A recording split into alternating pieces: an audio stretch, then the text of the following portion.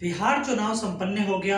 लोकतंत्र का जो बहुत बड़ा पर्व था वो संपन्न हो गया। आप लोगों ने देखा कि एनडीए गवर्नमेंट को बहुत बड़ा मैंडेट मिला और मुझे लग रहा है कि लोकतंत्र के हिसाब से इतनी बड़ी मैंडेट भी कहीं ना कहीं गलत चीजें हैं।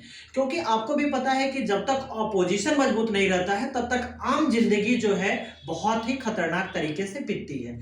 क्योंकि आम जिंदगी तभी अच्छा हो सकता है जब अपोजिशन मजबूत है। क्योंकि आप लोगों ने देखा होगा कि अपोजिशन के चलते ही जैसे किसी अपोजिशन पार्टी ने बोला कि हम 2500 रुपये करेंगे, तो जो सत्ताधारी पार्टी था उसने 1100 रुपये कर दिया। उसने बोला कि हम 200 यूनिट अगर फ्री बिजली देंगे तो तुरंत सत्ताधारी पार्टी जो था 125। तो लोगों को करेंट चीजें जो मिल जाती है ना, उसके बाद जम के लोगों ने वोट किया। बहुत अच्छी बात है, ये लोकतंत्र के लिए बहुत अच्छी बात है। लेकिन आपको भी पता है कि लोकतंत्र के लिए वो भी बहुत जरूरी है कि ऑपोजिशन में लोगों का होना। अगर ऑपोजिशन नहीं है तो फिर लोकतंत्र का कोई मीनिंग भी नहीं है। इसके लिए आप लोगों ने देखा कि चुनाव में दो शख्सियत थे, एक किसी परिचय के मोहताज नहीं है और दूसरे के बारे में बोले तो वो भी अगर गाना की दुनिया में देखें तो वो भी किसी परिचय के मोहताज नहीं है।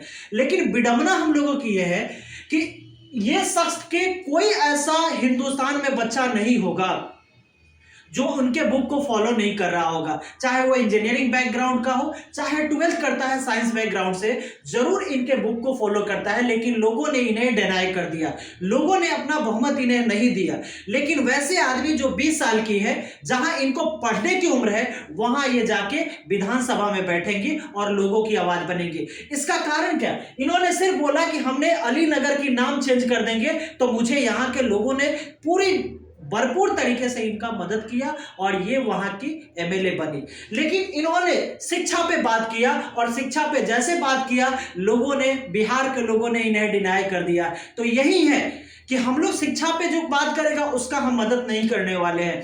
हम लोग जो अगर बच्चों के बारे में बात करेगा, नहीं करेंगे। फिर क्या गया?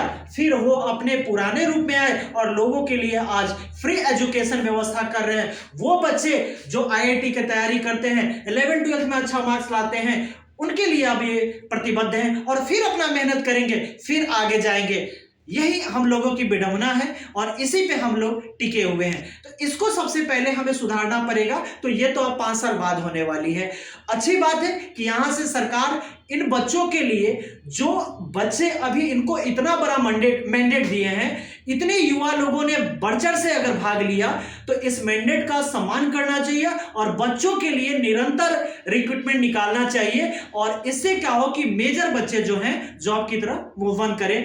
बिहार में बड़ी बड़ी इंडस्ट्री को आना चाहिए, जहां से यहाँ के बच्चे जो है रोजगार में हो। न तो फिर वही चीजें होगी कि फिर यहाँ के बच्चे दूसरे जगह जाएंगे। आप देखे होंगे कि सऊदी अरब में क्या घटना घटी, कुछ हुआ और 42 से 45 आदमी भारत के मारे गए। तो इस तरह की विडंबना है ना।